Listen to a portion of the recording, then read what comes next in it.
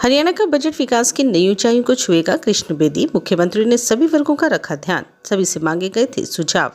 कृष्ण बेदी यमुनानगर जिला कष्ट की बैठक में पहुंचे मंत्री कृष्ण बेदी हरियाणा के यमुनानगर में जिला लोक संपर्क एवं क्वेश्चन निवारण समिति की बैठक में पहुंचे।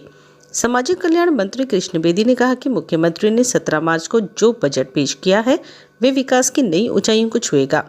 वे बजट विकसित भारत 2047 के मद्देनजर रखकर घोषित किया गया है। उन्होंने कहा कि इसके लिए मुख्यमंत्री ने सभी वर्गों संस्थाओं से सुझाव मांगे थे, जिसके लिए 11,000 से अधिक सुझाव आए और उन पर अमल करते हुए मुख्यमंत्री ने शिक्षा, चिकित्सा, आत्मनिर्भर हरियाणा सहित अन्य क्षेत्र को ध्यान में रखकर बजट प्रस्तुत किया है, जो सभी के हित में है। उन्होंने पुलिस कर्मचारियों पर दोषारोपण की आलोचना करते हुए कहा कि पुलिस कर्मचारी दिन भर सुरक्षा देते हैं, समाज का भला करते हैं, प्रतिदिन उन पर शंका किया जाना ठीक नहीं है। उन्होंने कहा कि कुछ लोग गलत हो सकते हैं, पर सारी पुलिस को गलत नहीं कहा जा सकता। मंत्री ने बताया कि हरियाणा के चुनावी घोषणा पत्र में किए गए 18 वादों को पूरा करने के लिए काम शुरू कर दिया गया है और कई घोषणाएं लागू की जा रही हैं। मैं देख रहा था, मैं रोटी खाएंगे। अब लोन की बात कौन हो गया, मेरा अपना दिमाग घूम रहा है, मेरा रखा पड़ेगा।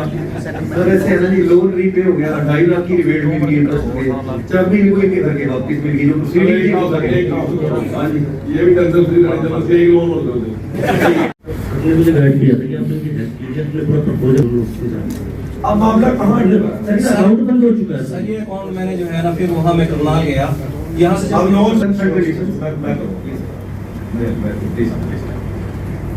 आपकी बात बिल्कुल जायज है, मेरे आप समझ में आई बात क्या करना चाह रहे हैं। आप ये कह रहे हैं 4 लाख की बात जी, उसमें 6.5 दिए, वो जो मेरा कंप्रोमाइज था वो लॉकडाउन की वजह से वो खत्म हो गया।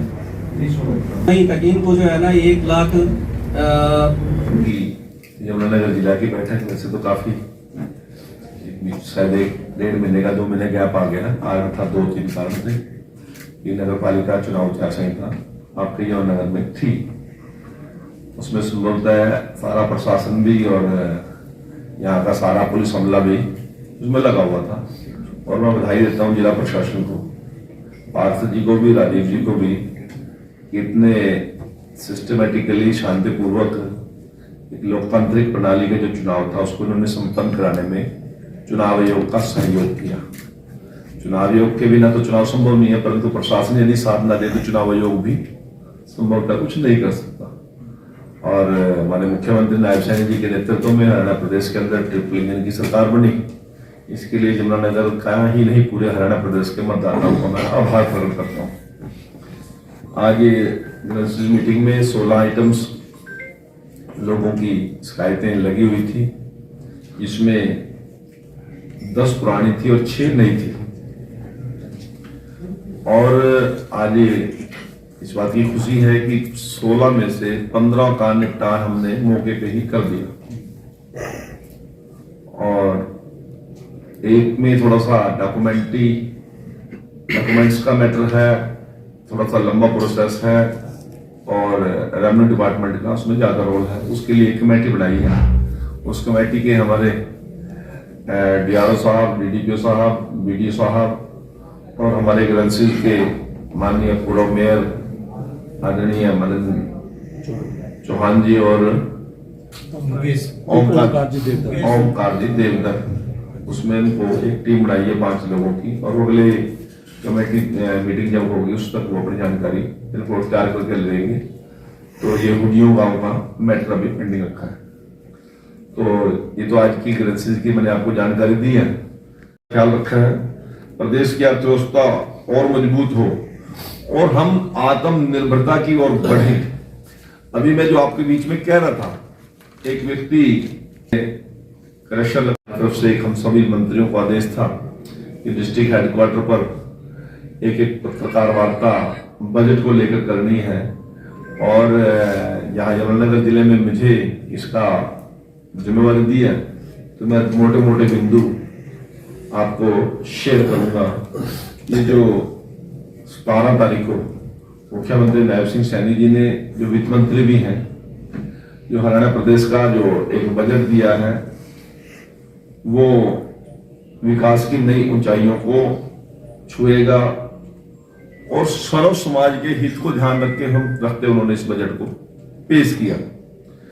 और ये बजट जो पेश किया, विकसित भारत 2047 जो देश के माननीय प्रधानमंत्री जी का विजन है, उस विजन का प्रारूप की हमने शुरुआत की है।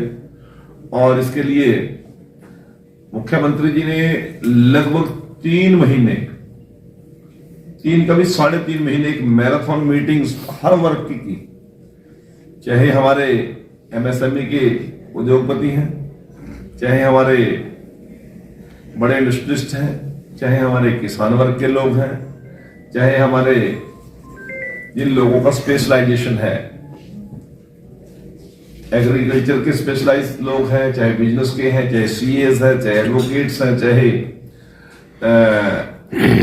बैंकर्स हैं, और उसके साथ साथ किसान, मजदूर, व्यापारी, कर्मचारी, खिलाड़ी, कर्मचारी वर्ग के लोगों से भी उन्होंने सुझाव मांगे थे।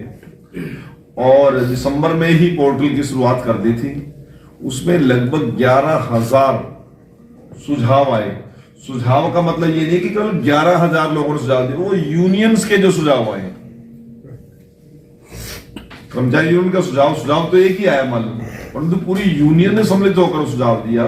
तो एक बहुत बड़ा मैराथन उन्होंने इस पे काम किया और सर्व समाज के हित को लेकर जो बजट पेश किया। और विशेष तौर से मैं आभार प्रकट करना चाहता हूं, यह बजट संतुलित और समावेशी बजट है।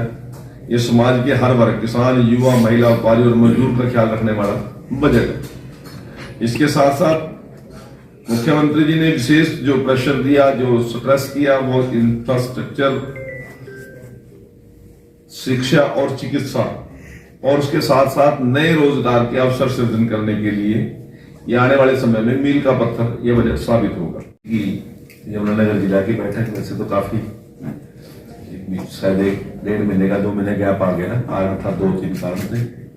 ये नगर पालिका चुनाव आचार संहिता आपके यमुनानगर में थी, उसमें संभवतः सारा प्रशासन भी और यहाँ का सारा पुलिस अमला भी उसमें लगा हुआ था। और मैं बधाई देता हूँ जिला प्रशासन को, पार्थ जी को भी, राजीव जी को भी, इतने सिस्टमेटिकली शांतिपूर्वक एक लोकतांत्रिक प्रणाली का जो चुनाव था उसको उन्होंने संपन्न कराने में चुनाव आयोग का सहयोग किया। चुनाव आयोग के बिना तो चुनाव संभव नहीं है, परंतु प्रशासन यदि साथ न दे तो चुनाव आयोग भी संभवतः कुछ नहीं कर सकता। और हमारे मुख्यमंत्री नायब सैनी जी के नेतृत्व में हरियाणा प्रदेश के अंदर ट्रिपल इंजन की सरकार बनी। इसके लिए यमुनानगर का ही नहीं, पूरे हरियाणा प्रदेश के मतदाताओं को मैं आभार प्रकट करता हूँ। आज ये मीटिंग में 16 आइटम्स लोगों की शिकायतें लगी हुई थी, जिसमें 10 पुरानी थी और 6 नई थी। और आज इस बात की खुशी है कि 16 में से 15 का निपटान हमने मौके पे ही कर दिया। और एक में थोड़ा सा डॉक्यूमेंट्स का मैटर है, थोड़ा सा लंबा प्रोसेस है, और रेवेन्यू डिपार्टमेंट का उसमें ज्यादा रोल है। उसके लिए एक कमेटी बनाई है। उस कमेटी के हमारे डीआरओ साहब, डीडीपीओ साहब, बीडीओ साहब और हमारे ग्रंथसिल के माननीय पूर्व मेयर आदरणीय मदन चौहान जी और ओमकार जी देवदत्त, उसमें इनको एक टीम बनाई है 5 लोगों की। और अगले कमेटी मीटिंग जब होगी उस तक वो अपनी जानकारी रिपोर्ट तैयार करके लेंगे। तो ये हुडियों गांव का मैटर अभी पेंडिंग रखा है। तो ये तो आज की ग्रंथसिल की मैंने आपको जानकारी दी है।